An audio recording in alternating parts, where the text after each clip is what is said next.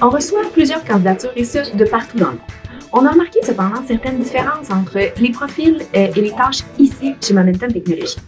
C'est qu'en fait, un poste d'administrateur de système au Québec est un peu différent d'un poste d'administrateur de système à l'international. Pour bien comprendre, on va démystifier le tout ensemble. Pour démystifier le poste d'administrateur de système au Québec, je suis en compagnie de Stéphane Lerancel, directeur dans le secteur techno chez Momentum et dans le domaine des TI depuis une trentaine d'années. Oui, et ça fait un petit peu plus de 12 ans que je suis en entreprise de Momentum et dans le secteur techno principalement. Dis-moi, Stéphane, ce serait quoi les tâches concrètes d'un administrateur de système au Québec?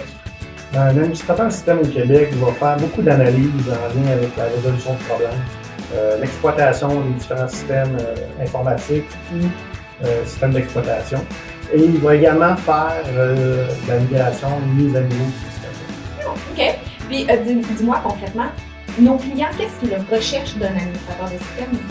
Ils recherchent d'autonomie, esprit d'analyse pour justement simplifier la résolution de problèmes. Et aussi qu'ils soient curieux au niveau des nouvelles technologies, donc de la veille technologique à tous les jours pour se tenir à niveau du côté informatique. Tu parles de veille technologique, justement. Ce serait quoi, selon toi, les perspectives d'avenir du sysadmin? Le sysadmin du futur, comme je l'appelle, va carrément changer de type d'emploi. Il va faire de l'automatisation beaucoup pour justement normaliser les environnements de travail des clients et des serveurs. Il va faire aussi travailler en mode DevOps.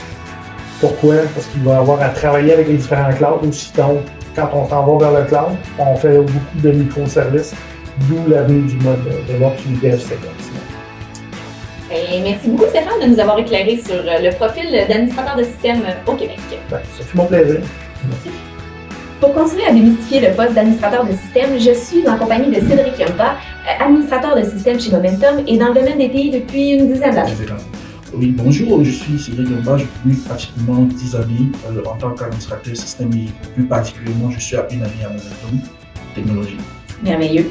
Cédric, dis-moi, qu'est-ce que tu as remarqué comme différence entre un poste d'administrateur de système ici au Québec et un poste, les tâches que tu effectuais au Cameroun? Déjà, il faut noter qu'un administrateur système au Cameroun est celui-là qui a une certaine polyvalence dans tout ce qu'il fait au niveau de l'administration système, donc à savoir la gestion des serveurs, la gestion du stockage, la gestion de tout ce qui est réseautique et aussi de sécurité. Contrairement ici au Québec, la première différence est la spécialisation.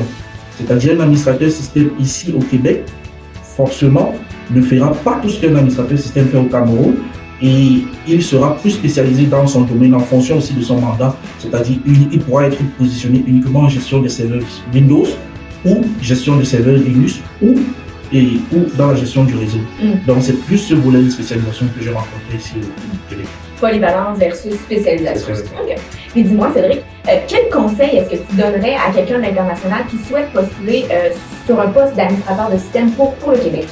Le conseil que je donnerais à quelqu'un de l'international est plus d'être multidisciplinaire parce qu'en fait, être multidisciplinaire permettra d'être positionné facilement dans un mandat parce que les mandats ici d'administrateur système n'est pas forcément dans le domaine que nous exerçons en Afrique. Donc la polyvalence de nos compétences nous amène à être positionnés rapidement. Donc ce serait de mettre de l'avant la polyvalence. La polyvalence, oui. Merveilleux. Puis dis-moi, qu'est-ce que tu as remarqué aussi au niveau des différences dans les technologies qui sont utilisées?